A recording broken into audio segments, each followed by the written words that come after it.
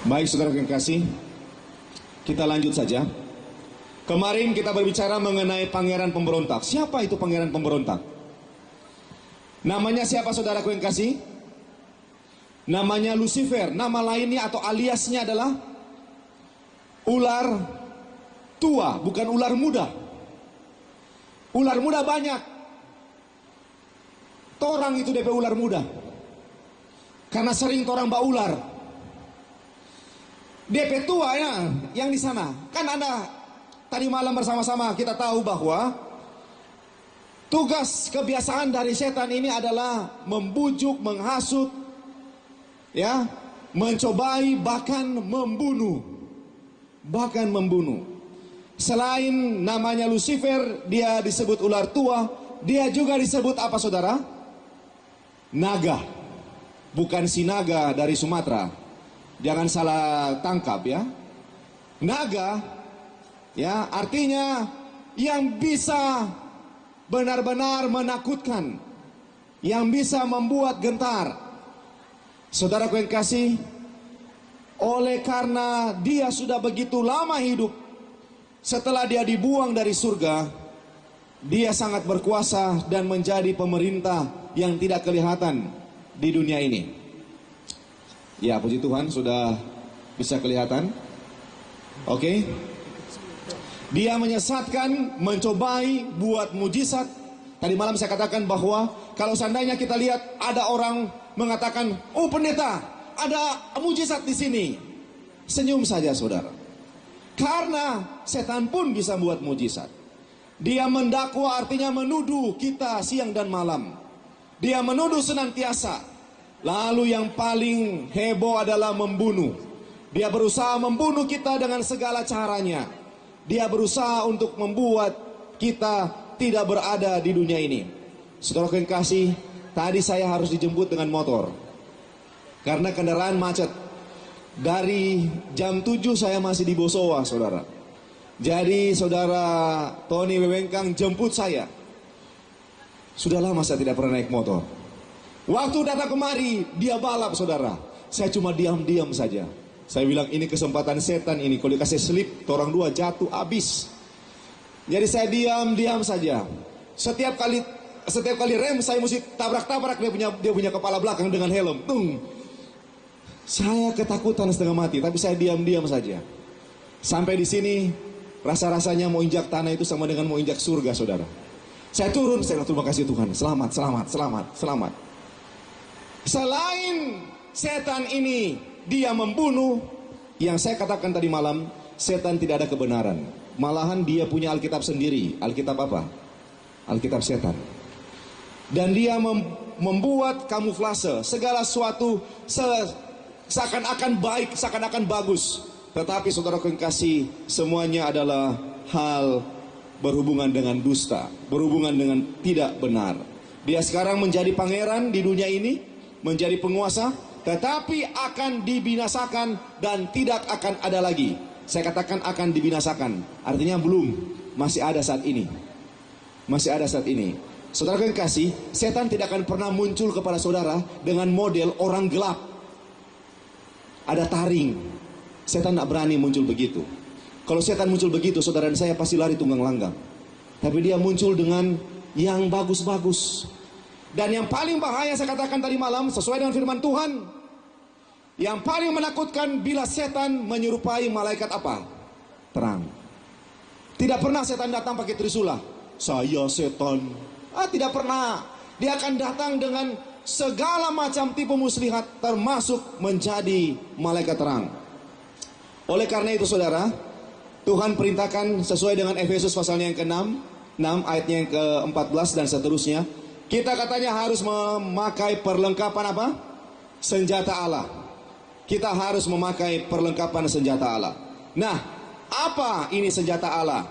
Saudaraku yang kasih, sesuai dengan firman Tuhan, kita dapati dulu ya, kalau dulu namanya memakai senjata lengkap seperti ini. Harus memakai lengkap. Kalau memakai sekarang mungkin sudah tidak kentara lagi. Oleh karena sudah pakai loreng-loreng di pipi, di mata yang sekarang. Tapi dulu ya, seperti ini dikirakan, ya. Dan saudaraku yang kasih, berikat pinggangkan kebenaran. Kenapa harus pakai ikat pinggang? Tidak ada celana, tidak kedodoran, harus pakai kebenaran. Kebenaran mengencangkan segala sesuatu. Kebenaran mengikat yang sudah kita miliki. Artinya kebenaran jubah putih itu, jubah kebenaran Yesus Kristus itu harus kita jaga, ikat senantiasa. Itulah ikat pinggang kebenaran. Yang berikutnya katanya berbaju sirakan keadilan. Baju ini anti peluru, ya. Berbaju sirakan keadilan. Di dadanya selalu, ya, di dadanya selalu rasakan bahwa orang ini memerlukan bantuan. Saudara ini memerlukan pertolongan. Adil harus dijalankan. Yang berikutnya berkasutkan kerelaan. Banyak orang, semakin tua dunia ini, semakin banyak orang menolak untuk membantu. Semakin banyak orang ragu-ragu untuk memberikan bantuan. Prejudis ataupun prasangka-prasangka bermunculan. Firman Tuhan katakan di dalam segala hal gunakan perisai iman. Kenapa saudara? Yang kita mau lawan ini bukan cuma lawan diri sendiri, tetapi juga kita melawan roh-roh yang ada di mana? Di udara. Sesuatu yang tidak kita lihat. Dan iman adalah bukti dari percaya, bukti dari segala sesuatu yang kita tidak apa? Tidak lihat. Kalau ada iman saudara, kita tidak akan hidup dengan angka-angka. Di dunia ini, kalau mau kemari, dari sana hitung-hitung uang mikrolet, uang ojek. Jadi ada angka-angkanya. Ketika Anda mau bangun sesuatu, ada angka-angkanya. Tidak salah dengan angka-angka. Tetapi menjadi murid Tuhan tidak hidup oleh angka-angka, tapi hidup dengan iman. Berketopongkan keselamatan. Di dalam pikiran orang ini, dia harus melindungi pikirannya dengan keselamatan. Yang menjadi pikirannya senantiasa adalah bagaimana supaya dapat memberikan keselamatan. Yang berikutnya ini pedang. Pedang roh yaitu firman Tuhan. Firman Tuhan atau nafas Tuhan. Jadi ketika firman Tuhan ini datang kepada kita, kita sebenarnya sementara menerima nafas Tuhan. Kita sementara menerima yaitu alat yang dapat memotong, menghancurkan segala sesuatu. Setan takut terhadap firman Tuhan. Dia boleh sebut ini pedang, tapi dia tak mampu untuk pegang itu pedang.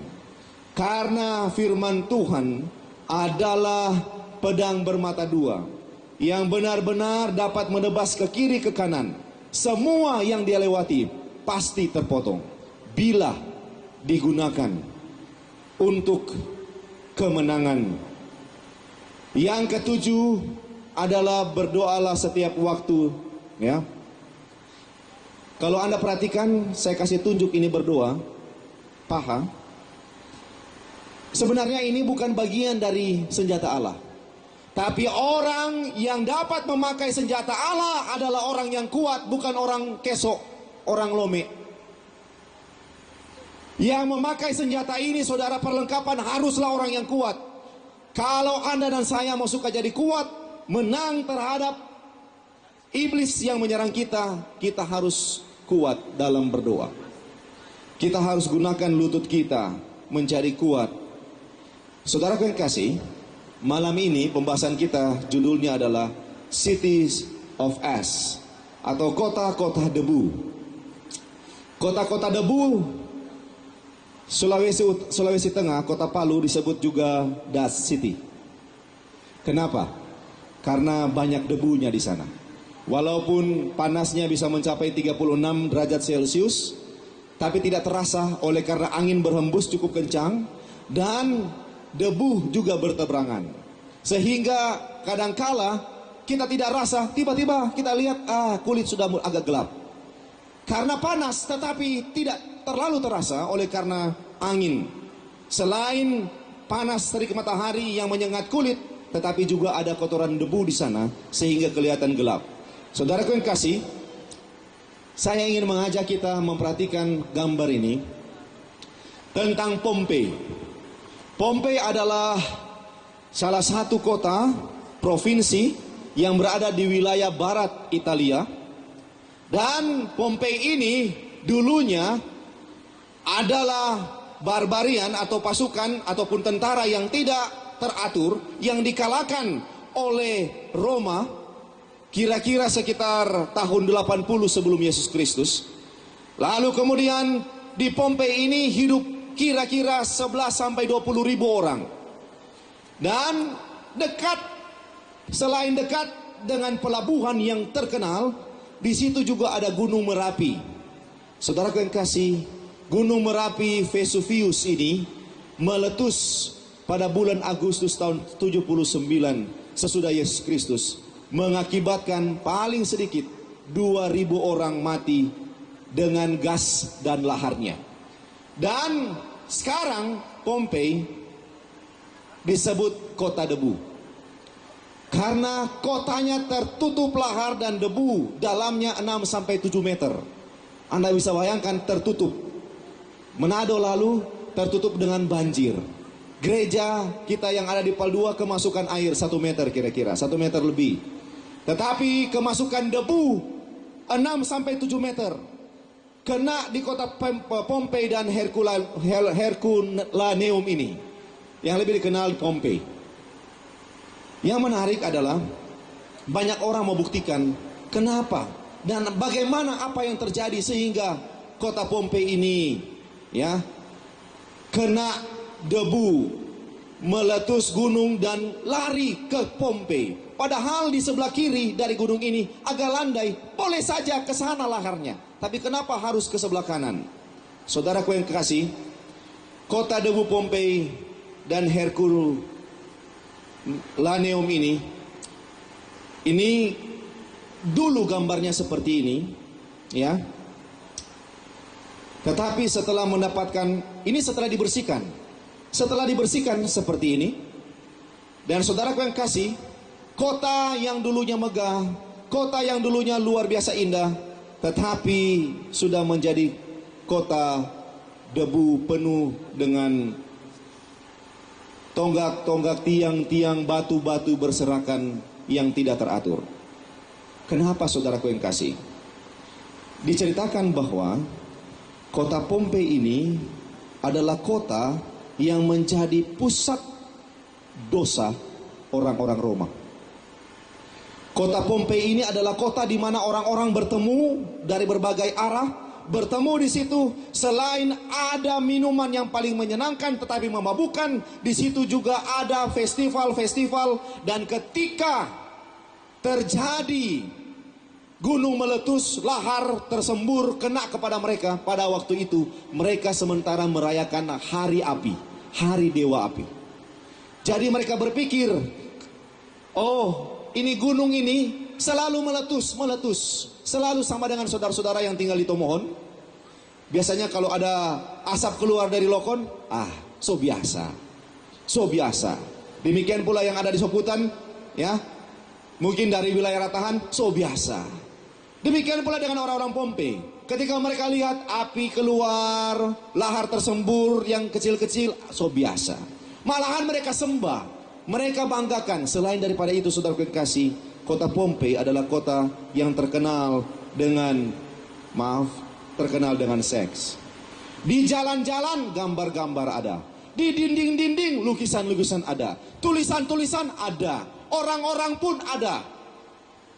Di sana wanita menjual dirinya untuk laki-laki, laki-laki menjual dirinya untuk wanita, laki-laki menjual dirinya untuk laki-laki, wanita menjual dirinya untuk wanita, bahkan menjual diri untuk binatang. Ini yang terjadi di kota Pompei. Dan saudaraku yang kasih,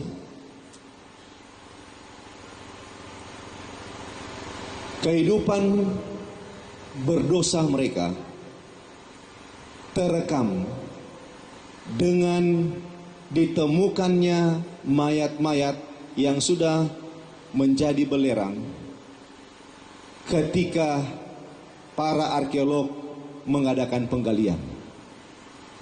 Ini bukan sekedar patung, saudara. Ini memang adalah mayat manusia yang sudah menjadi batu belerang. Kehidupan dosa kota ini 80%, tidak ada lagi kebaikan. Di sini ditulis demikian, ini oleh BBC. Letusan Gunung Merapi itu lamanya sekitar 24 jam sejak itu mulai pada pagi hari tanggal 24 Agustus tahun 79. Mereka yang segera meninggalkan, ya, tidak dibebani dengan harta kepunyaan mereka, mereka memiliki kesempatan untuk hidup. Adalah sangat jelas bagi banyak orang. Seperti Elder Pliny ini. Pliny ini adalah salah satu orang yang meninggal, yang turut meninggal, menjadi yang disaksikan oleh kemanakannya yang disebut Younger Pliny, Pliny yang muda, ya. Orang ini dia adalah berpangkat jenderal, naval, artinya bagian kelautan. Dia melihat, dia biasa saja. Yang lain sudah mulai lari, dia hanya mandi, ambil dia punya jerutu, lalu kemudian dia tidur, bahkan berlayar mengarah kepada gunung ini. Saudara yang kasih, kalau Anda lihat gambar ini, satu keluarga yang tidak mau keluar oleh karena menyembah dewa, ya, dewa api pada saat itu. Mereka meninggal dengan penderitaan yang luar biasa. Kota Pompei adalah fakta nyata yang benar-benar ada, bagaimana kota itu telah menjadi kota debu. Di dalam Alkitab, saudaraku yang kasih, ada juga kota-kota debu. Yang sangat terkenal adalah apa? Sodom dan Gomora. Saya yakin Anda dan saya tahu jelas ini cerita mengenai Sodom dan Gomora. Anda pernah dengar kata sodomi? Sodomi berasal dari kata Sodom. Jadi kalau seandainya Anda dan saya melihat berita-berita di televisi mengenai anak-anak yang disodomi oleh orang-orang tertentu, yang banyak yang kemudian dimutilasi, yang ditangkap, kemudian dipenjarakan, saudaraku yang kasih, ini dosa seperti ini bukan baru sekarang. Sudah dimulai lama dan dimulai dari kota Sodom dan Gomora. Ya, apa yang terjadi? Kalau Anda tahu kisah ini, saya pun teringat kisah dimulai dengan Abraham dan Lot. Ya, mereka membagi wilayah oleh karena sudah tidak cukup tempat untuk peternakan mereka. Abraham menetap di tanah Kanaan, tetapi Lot menetap di kota-kota lembah Yordan, di kota-kota lembah Yordan, dan berkemah di mana? Dekat Sodom. Adapun orang Sodom sangat jahat dan berdosa terhadap Tuhan. Apakah Lot tidak tahu? Mungkin Lot tidak tahu. Mungkin Lot hanya mendengar. Oleh karena itu ketika Abraham katakan, Lot, kemanakanku, kita sudah tidak cukup ini tanah, banyak sekali kita punya ternak, kita baku bagi saja. Ya, kau pilih yang mana? Lot bilang, saya pilih yang sana, subur. Abraham bilang, oke, saya tinggal di Kanaan. Lot dengar. Oleh karena itu ketika Abraham tanya, tidak ditulis, saya hanya berandai. Ketika ditanya, mau tinggal di mana? Oh, saya tinggal di lembah Yordan dekat Sodom. Dekat Sodom, ya. Tetapi saudara yang kasih, catatan Alkitab menulis, pertama dia berkemah di dekat Sodom, lalu kemudian Lot diam di Sodom, lalu kemudian pasal 19 buku Kejadian, Lot duduk di depan pintu gerbang apa? Sodom. Memang kalau Lot diam di Sodom, bisa jadi diam di mana? Di luar kota, di luar batas, di luar tembok. Tidak jelas. Ayat menyatakan bahwa ketika Lot berangkat berpisah dari Abraham, dia mulai dekat Sodom. Lama-lama kemana saudara? Semakin ke arah Sodom. Ketika dua malaikat datang berkunjung kepadanya lalu bertemu dengan Lot, mereka dapati Lot di mana? Berada di pintu gerbang Sodom, lalu mengajak mereka masuk ke dalam. Itu berarti rumahnya Lot di mana? Di mana? Di dalam Sodom. Banyak umat-umat Tuhan, banyak saudara-saudari yang dulunya Apa ini? Oh, ini sabu-sabu. Oh, iya Kang, sabu-sabu. Oh iyo. Iyo, Mar belum tahu. Dia sendiri nggak tahu, Mar bilang iyo. Ini apa? Oh, ini minuman keras. Ah, oh iyo. Dapat cium, oh iyo. Seakan-akan so pernah tahu. Tidak tahu sama sekali. Lalu kemudian, coba kuat. Cuma sedikit. Ada istilah, satu, apa? Kalau minum alkohol, satu sloki. Ada itu lagu. Satu sloki tambah apa? Tambah darah katanya. Apa betul? Saya sendiri belum pernah rasa. Jadi satu sloki tambah darah. Dua sloki banyak kata bagaimana. Lebih banyak sloki tumpah darah. Saya kurang tahu apa betul. Karena pertama belum dekat sama dengan Solom. Lama-lama sudah mulai sama dengan adik-adik. Pertama apa itu? Game apa? Game apa? Oh ini game apalah namanya. Oh iya. Lihat. Ih, menarik. Boleh tes. Lama-lama sudah bukan tes. So duduk di situ, so lupa itu sekolah, so lupa itu PR, so lupa itu tugas tanggung jawab, so lupa banyak hal. Ibu-ibu, mau kemana? Ah, pendeta, cuma mau cuci mata. Di mana? Di Mantos. Oh, jangan. Cuci mata. Cuci mata. Kita heran, kenapa cuci mata mesti ke Mantos? Kenapa nak pipa cuci di kamar mandi jatuh mata?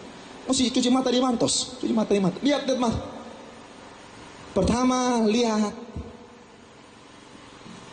Lama-lama sudah mulai masuk di toko. Lihat.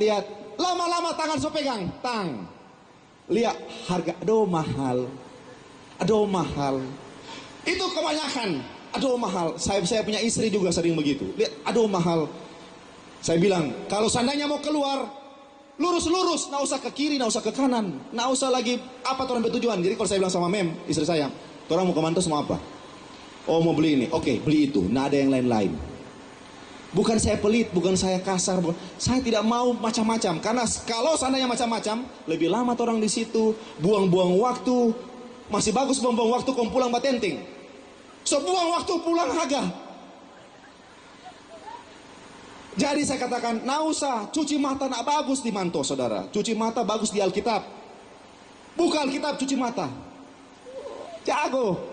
Ini pilih Mantos. Sementara jalan, kita mau nanti kalau ada doi. Istilah itu selalu begitu kan? Kalau ada doi mau beli ini. Padahal ada doi. Mar, kalau ada doi, setan dengar-dengar. Mantap. Nanti kita bikin. Saudaraku yang kasih, akhirnya datang waktu mau beli. Ini anak kote. Bukan cuma itu, perlu DP ban. Beli DP ban, perlu lagi yang ini, perlu segala macam. Akhirnya mau beli makanan sudah ada, mau beli susu sudah ada. Sedangkan ya sodoi mikro sudah ada, saudara. Kurang bat telepon, papa jemput akang. Ini tuh rame. Ya. Pertama lot dekat-dekat. Kedua tahu seputar-seputar. Terakhir di dalam. Banyak umat Tuhan seperti itu. Dan sayangnya saudaraku yang kasih, bersyukur Lot selamat. Yesus membenarkan cerita tentang Lot. Demikian juga seperti yang terjadi di zaman Lot. Mereka makan minum, mereka membeli dan menjual. Orang makan minum, membeli dan menjual. Mereka menanam dan membangun. Tetapi pada hari Lot pergi keluar dari Sodom, turunlah hujan api dan hujan belerang dari langit dan membinasakan mereka semua. Demikianlah halnya kelak pada hari di mana anak manusia menyatakan dirinya. Ingatlah akan apa? Sama-sama, ingatlah akan. Sebenarnya mesti diingat juga dia punya lagi sebenarnya. Ingatlah Lot. Tapi ditulis ini, Tuhan sendiri yang berkata, ingatlah istri Lot. Kenapa? Apa yang terjadi dengan istri Lot? Kejadian 19. Dua malaikat berbicara kepada mereka. Pertama mereka berlambat-lambat, tapi malaikat tarik, pegang tangan mereka, lalu kemudian berjalan. Sesudah itu ketika mereka sudah ada dekat Soar, ya tempat wilayah, sesudah Soar, Sodom, lalu jaraknya sekitar 40 km baru Gomora. Dengan kata lain cukup jauh perjalanan ini. Saudara yang kasih, malaikat katakan, larilah, selamatkanlah nyawamu, janganlah menoleh ke belakang, dan janganlah berhenti dimanapun juga di lembah Yordan. Kenapa Tuhan atau malaikat katakan jangan berhenti di lembah Yordan? Karena Yesus atau malaikat ini tahu bahwa sebelumnya ketika dia memilih tempat tinggal, dia bilang sama Abraham, Abraham, ya paman di Kanaan, oke, saya di mana? Di lembah Yordan. Sehingga malaikat katakan jangan kembali ke situ. Banyak orang kembali lagi. Oh, saya sudah enggak. Tapi kembali ulang di situ. Bermula dari dekat-dekat, sekitar, so di dalam. Makanya malaikat katakan jangan berhenti di lembah Yordan. Langsung lari ke gunung. Saudara yang kasih, Alkitab katakan Tuhan kita adalah gunung apa? Gunung batu. Tempat kita mendapatkan keselamatan. Tetapi istri Lot, lanjutan ayat ini berkata, ayat 26. Yang berjalan mengikutnya. Lucunya, ya, kenapa harus di belakang ini istri Lot? Apakah Lot yang terlalu cepat? Apakah Lot membiarkan istrinya? Saya tidak tahu. Tetapi istri Lot ini berada di belakang mengikuti Lot. Menoleh ke belakang yang ayat sebelumnya. Firman Tuhan katakan, malaikat sudah memberikan amaran, jangan apa? Menoleh ke belakang. Dia berjalan pelan, lalu menoleh ke belakang, lalu menjadi apa? Tiang garam. Saya tidak tahu bagaimana Tuhan bikin proses langsung jadi tiang garam. Saya tidak tahu. Saya sama sekali tidak tahu. Tapi Alkitab mencatat, dan ada bukti arkeolog, bahwa mereka katakan inilah apa seperti itu. Tetapi apa yang dipercayai, yang mempercayai bahwa ini terjadi bukan cuma agama Kristen, tapi agama saudara-saudara sepupu kita pun percaya seperti ini. Saudaraku yang kasih, ternyata kalau Tuhan berkata jangan menoleh ke belakang, kenapa dia harus menoleh ke belakang? Saudaraku yang kasih, ketika istri Lot menoleh ke belakang, dia mau mengingat kembali apa yang sudah dialami di sana. Dia hanya mengingat apa yang ada di rumahnya. Sudah pasti istri Lot jarang keluar, saudara. Istri Lot jarang keluar. Kenapa? Karena di luar jahat. Di luar orang semua jahat. Jadi istri Lot tetap berada di dalam rumah. Keluar mungkin sedikit-sedikit. Tapi Lot yang dikenal sebagai mungkin penasihat untuk kota Sodom berada di luar. Dan dia sudah mengenal banyak orang. Dia sudah kenal kelakuan orang-orang Sodom. Dia diskusikan dengan istrinya. Istrinya di dalam, dia tidak ada teman bicara. Dia hanya bicara dengan dia punya porselin. Dia hanya bicara dengan dia punya kulkas. Dia hanya bicara dengan dia punya benda-benda. Dia punya kalung, semua. Dia hanya berteman dengan itu. Ketika harus berangkat, harus meninggalkan semuanya, dia rindu. Dan dia menoleh ke belakang, langsung jadi tiang garam. Fakta Sodom dan Gomora sebagai contoh kebinasaan orang jahat. Saudara yang kasih, ini gambar yang paling sebelah kanan adalah gambar, katanya adalah istri Lot. Dan banyak orang mengatakan iya, itulah istri Lot. Karena lokasinya, posisinya persis. Mereka berada pada waktu itu dekat Soar dan kemudian menjadi tiang garam. Saudara yang kasih, saya bisa bayangkan kalau saya dengan Mem lalu kemudian Mem jadi tiang garam, saudara.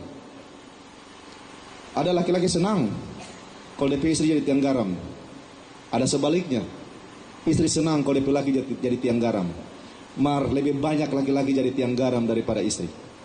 Apalagi kalau orang so jalan di mall, itu lagi suka orang duduk-duduk cuma berdiri-berdiri di muka pintu. Tuh istri segala macam, lincah sekali tangan, lincah. Tuh suami jadi tiang garam. Coba lincah semua, lincah semuanya. Hati-hati, ingatlah akan istri Lot. Ada komentator Alkitab, ya, ingat fakta di kemudian hari. Firman Tuhan katakan ingatlah akan istri Lot. Komentar dari penulis komentar Alkitab yang bernama Ellen Harmon ini mengatakan demikian. Istri Lot memalingkan pandangannya ke arah kota. mencari apa yang sudah dia tinggalkan di sana. Kutuk Tuhan datang ke atasnya dan dia berubah menjadi tiang garam. Saudaraku yang kasih, bayangkan kalau seandainya kita memiliki banyak harta lalu terjadi kebakaran di rumah. Nah, usah pikir yang berat-berat, yang ringan-ringan saja. Ringan-ringannya seperti ini. Baru terima gaji hari ini, besok so apa? Habis. Baru terima gaji hari ini, besok so habis. So bayar kredit ini, kredit itu, so bayar ini, bayar itu. Terakhir kurang pikir, itu persembahan kotek dan perpuluhannya tidak ada. Karena so bayar semua. Ini yang paling modern. Kita berusaha melihat hasil usaha kita, lupa berkat Tuhan, sehingga akhirnya saudara yang kasih, di rumah kurang baku haga. Mau makan apa tuh orang? Mau naik apa tuh orang pergi gereja? Karena yang didahulukan adalah sesuatu yang pernah kita dapatkan, yang kelihatannya sudah tertinggal, sudah diambil orang, sudah dipakai untuk sesuatu yang kita tidak nikmati. Akhirnya saudara yang kasih, kita berubah menjadi tiang garam di rumah kita sendiri. Bersyukur masih bernafas. Tuhan masih memberikan kesempatan kepada kita. 2 Petrus 2 ayat 6 dan 7 berbunyi, dan jikalau Allah membinasakan kota Sodom dan Gomora dengan api, dan dengan demikian memusnahkannya dan menjadikannya suatu peringatan untuk mereka yang hidup fasik di masa-masa kemudian, tetapi ia menyelamatkan Lot, orang yang benar, yang terus-menerus menderita oleh cara hidup orang-orang yang tak mengenal hukum dan yang hanya mengikuti hawa nafsu mereka saja. Ternyata dasar kenapa Tuhan melihat bahwa Lot harus dikeluarkan dari Sodom dan Gomora, dan orang-orang Sodom dan Gomora harus dibinasakan, oleh karena mereka tidak menurut hukum Tuhan, dan mereka terlalu atau sangat mendewakan hawa nafsu mereka. Dan ini menjadi peringatan untuk kita, katanya, yang hidup di kemudian yang saat ini. 2 Petrus 2 ayat 6 dan 7. Tuhan tahu menyelamatkan orang-orang saleh dari pencobaan, dan tahu menyimpan orang-orang jahat untuk disiksa pada hari penghakiman. Luar biasa ya. Dia tahu orang saleh, dan dia tahu ternyata kalau orang ini menabung uang, menabung sesuatu, Tuhan juga menabung. Yang dia tabung apa? Yang dia simpan apa? Orang jahat. Orang jahat. Oh, orang jahat satu. Orang jahat kedua. Oke, simpan. Simpan. Untuk penghakiman. Waktunya sangat singkat. Tidak lama lagi. Tidak lama lagi kebinasaan ini akan datang. Matius 13 mencatat, maka seperti lalang itu dikumpulkan dan dibakar dalam api, demikian juga pada akhir zaman. Anak manusia akan menyuruh malaikat-malaikatnya, dan mereka akan mengumpulkan segala sesuatu yang menyesatkan dan semua orang yang melakukan kejahatan dari dalam apa? Loh, kok begini ceritanya? Kenapa kalimat berbunyi seperti ini, bahwa Allah, Yesus akan menyuruh malaikat-malaikatnya mengumpulkan segala sesuatu yang menyesatkan dan semua orang yang melakukan kejahatan dari dalam apa? Kerajaannya. Ternyata, oh, boleh dong orang jahat masuk kerajaan Allah lebih dahulu. Bukan, ayat ini tidak berbicara mengenai kerajaan surga, berbicara mengenai kerajaan kasih karunia. Ini berbicara mengenai Anda dan saya yang sudah mengenal Tuhan. Ini berbicara mengenai mereka yang mengaku dirinya Kristen. Tuhan katakan, oh, mereka mengaku Kristen. Iya, tetapi saya akan suruh malaikat-malaikat saya, kumpulkan mereka. Kumpulkan orang-orang yang suka menyesatkan ini. Kumpulkan orang-orang yang suka mendusta ini. Kumpulkan semua segala sesuatu yang bisa menyesatkan. Nanti saya bakar. Orang-orang ini ada di mana, saudara? Di dalam gereja. Dalam kerajaan Tuhan, tanda kutip artinya dalam kerajaan kasih karunia Tuhan. Semuanya akan dicampakkan ke dalam dapur api. Di sanalah akan terdapat ratapan dan kertakan gigi. Artinya, saya tekankan kata akan, belum. Mereka sekarang belum. Semua orang-orang jahat, semua segala sesuatu yang membuat penyesatan, belum. tapi akan. Oleh karena itu Tuhan berikan kesempatan, masih berikan kesempatan kepada Anda dan saya. Pikir-pikir, saya menyesatkan orang atau tidak? Masih ingat Yesus berkata, bila ada di antara satu di antara kalian yang menyesatkan anak kecil ini, lebih baik baginya, katanya apa? Diikatkan batu kilangan kepada leher, lalu dilemparkan kemana? Ke laut. Bayangkan saudara, menyesatkan orang sangat parah. Banyak minta maaf, banyak pendeta, banyak penatua, banyak hamba Tuhan yang menyesatkan orang-orang. Dan Yesus bilang, mereka ini akan dikumpulkan, lalu dihakimi dan dibakar. Saudaraku yang kasih, sangat ngeri bila Anda menjadi pelayan Tuhan, lalu kemudian Anda dan saya tidak sungguh-sungguh dalam pelayanan, ataupun menjadi penyesat modern. Kita akan dikumpulkan. Kalau begitu, oleh karena kata akan, nanti, di mana orang-orang jahat itu sekarang? Dalam Yohanes 5 ayat 29, ada orang jahat yang ada dalam kubur. Mereka akan dibangkitkan, dihukum. Orang jahat yang hidup dibiarkan bersama-sama dengan orang benar, seperti lalang dan gandum, nanti dipisahkan pada waktu hari penghakiman. Yang berikutnya, ini orang-orang jahat ini juga ada di dalam apa? Kerajaan kasih karunia Allah. Jadi orang jahat ada 3 macam. Semuanya jahat. Yang satu lokasinya di mana? Di kubur. Yang satu lokasinya di mana? Di luar, yang ada di bumi, sama-sama dengan gandum. Orang benar dan orang jahat sama-sama. Lalu yang ketiga, tipe orang jahat adalah yang berada di dalam mana? Dalam rumah peribadatan. Mereka ini akan dikumpulkan, lalu dibakar bersama-sama. Apa upah atau hukuman buat orang jahat? Mazmur menulis, lenyap bagaikan asap. Tidak ada asap, ya, kalau tidak ada apa? Api. Sudah pasti ada api, maka ada asap. Roma 6 ayat 23, upah mereka adalah apa? Maut, artinya kematian kekal. Kematian kekal. Saya ingin baca Maleakhi 4 ayat yang pertama, berbunyi, bahwa sesungguhnya hari itu datang, menyala seperti perapian, maka semua orang gegabah dan setiap orang yang berbuat fasik menjadi seperti jerami dan akan terbakar oleh hari yang datang itu. Firman Tuhan semesta alam, sampai tidak ditinggalkannya akar dan cabang mereka. Orang yang mana akan dibakar, saudara? Jahat ini model bagaimana? Orang yang gegabah. Orang yang gegabah. Baca firman Tuhan, nyanda teliti. Belajar firman Tuhan, tidak sungguh-sungguh. Orang gegabah.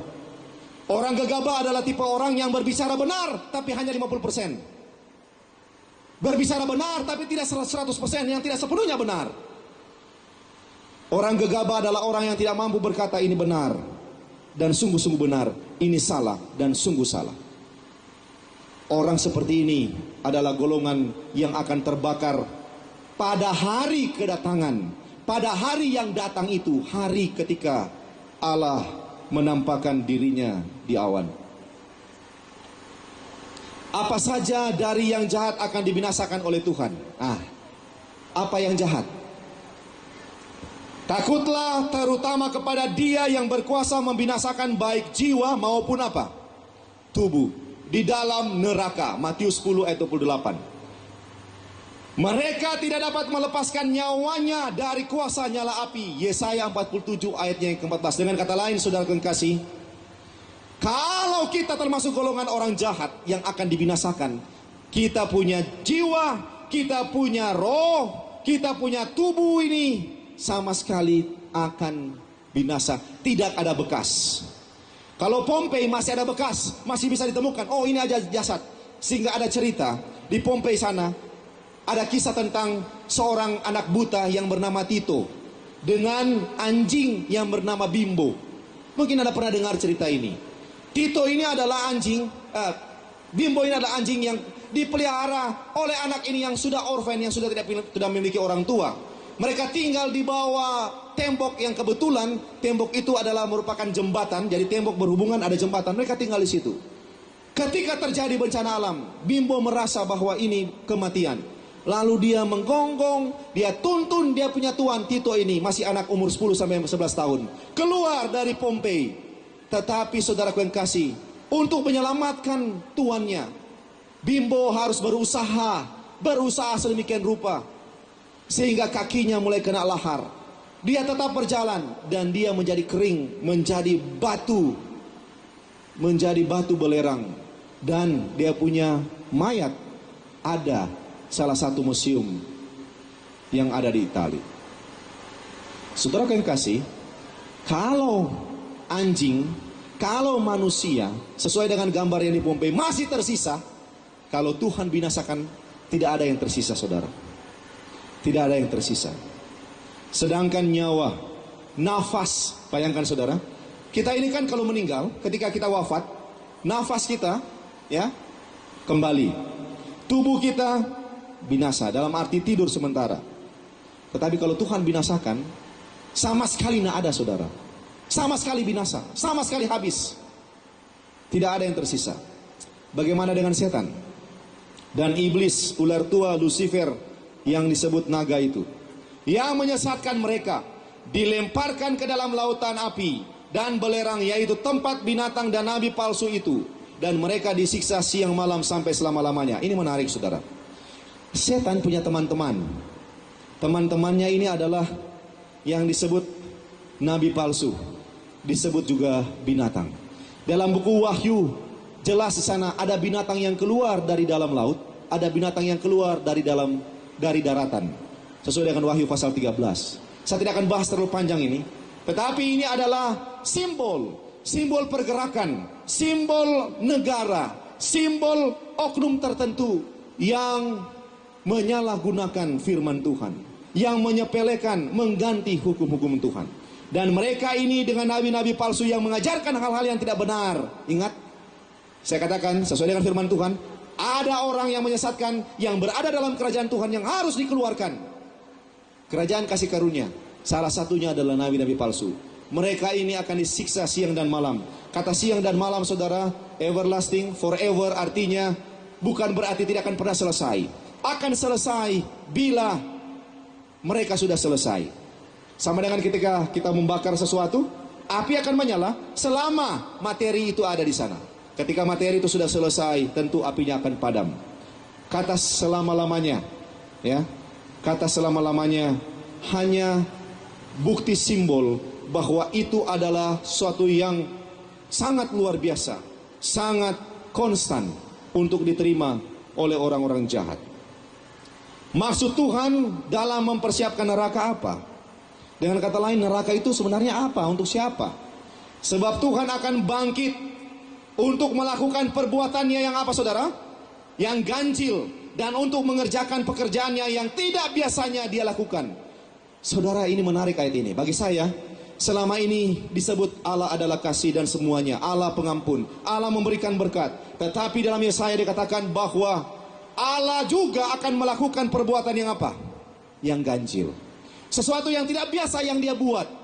Itulah penghakiman, itulah membinasakan, itulah melemparkan setan dan nabi palsu dan orang jahat ke dalam api. Enyala dari hadapanku, hai kamu orang-orang terkutuk.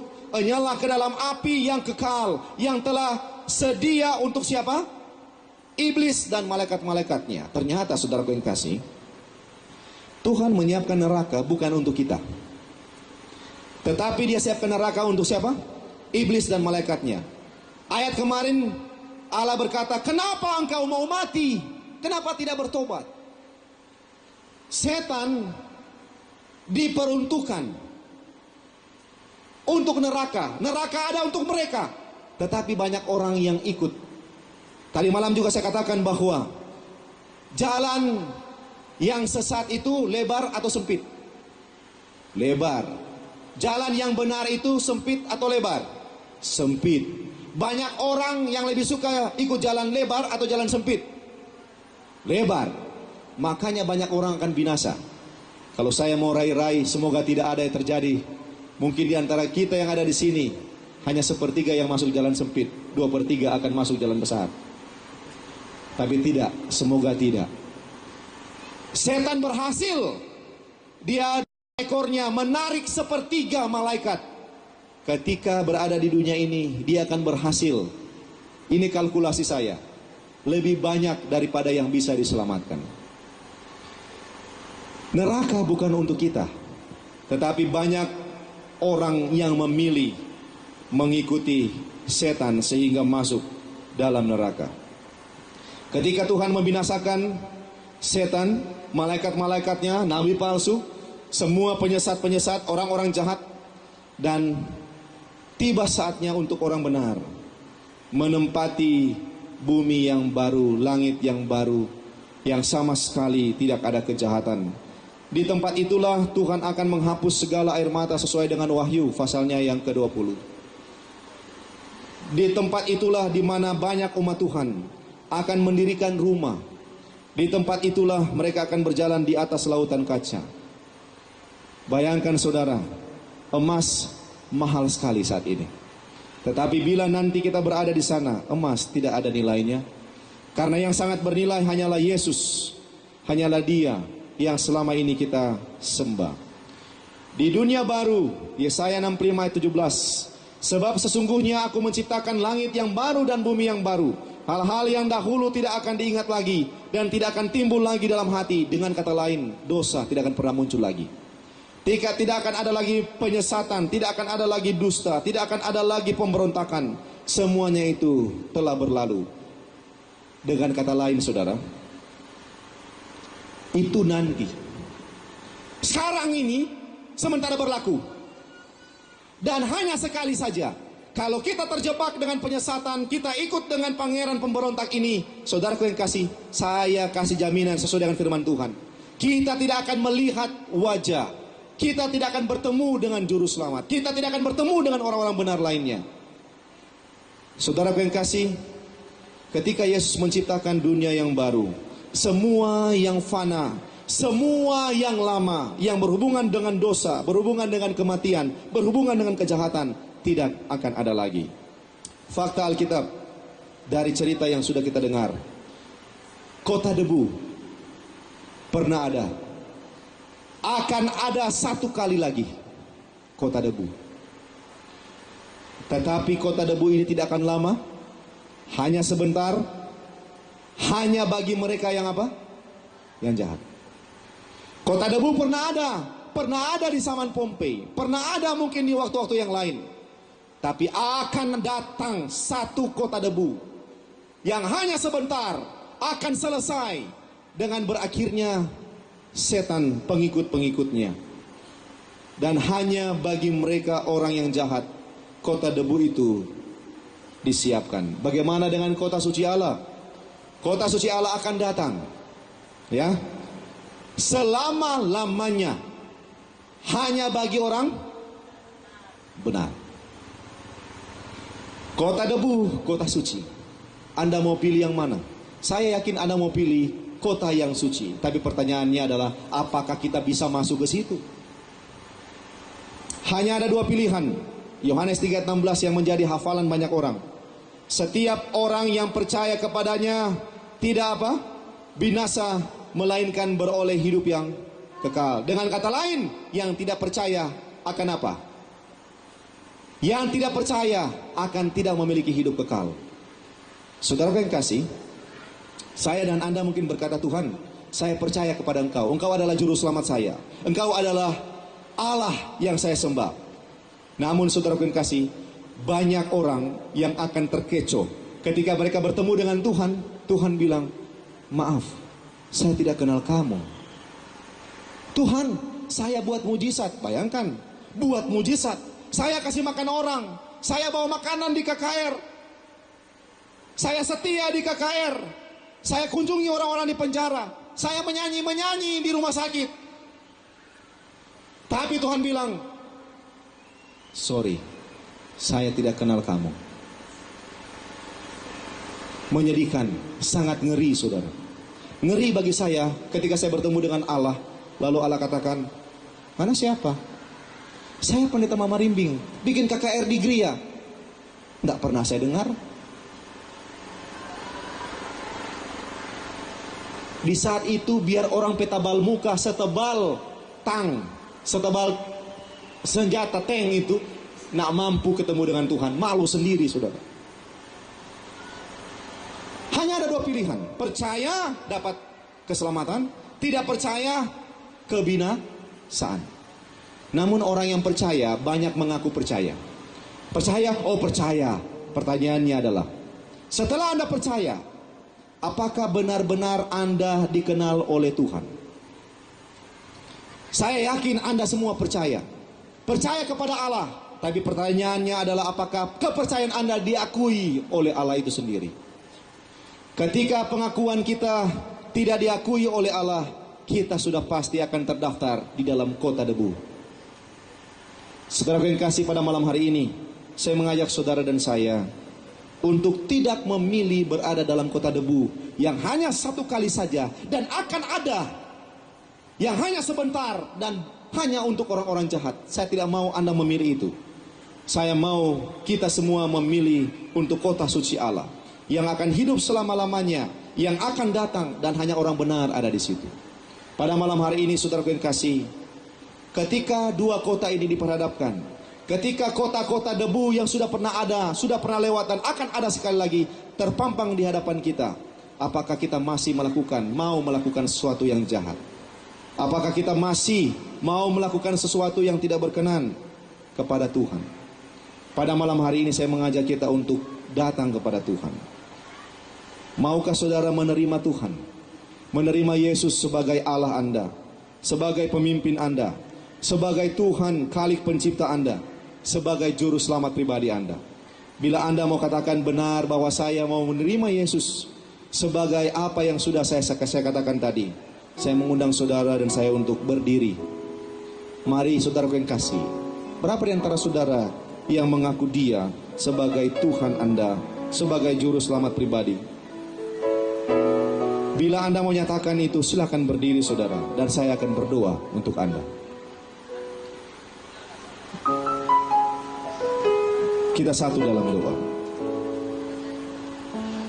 Ya Tuhan, ketika begitu banyak kota debu yang sudah lewat di dunia ini, yang hanya tertinggal puing-puing dan tidak bisa dibangun kembali, kami yakin sesuai dengan firman-Mu, akan datang satu kota debu yang dihuni oleh setan, malaikat-malaikatnya dan orang-orang jahat. Dan kami tidak mau berada di dalam kota itu yang hanya sebentar, oleh karena akan dimakan oleh api. Kami ingin berada dalam kota suci Allah yang akan tinggal di hadapan Tuhan semesta alam selama-lamanya, dan dikhususkan hanya mereka yang benar. Oleh karena itu Bapa, benarkanlah kami, ampuni dosa-dosa kami.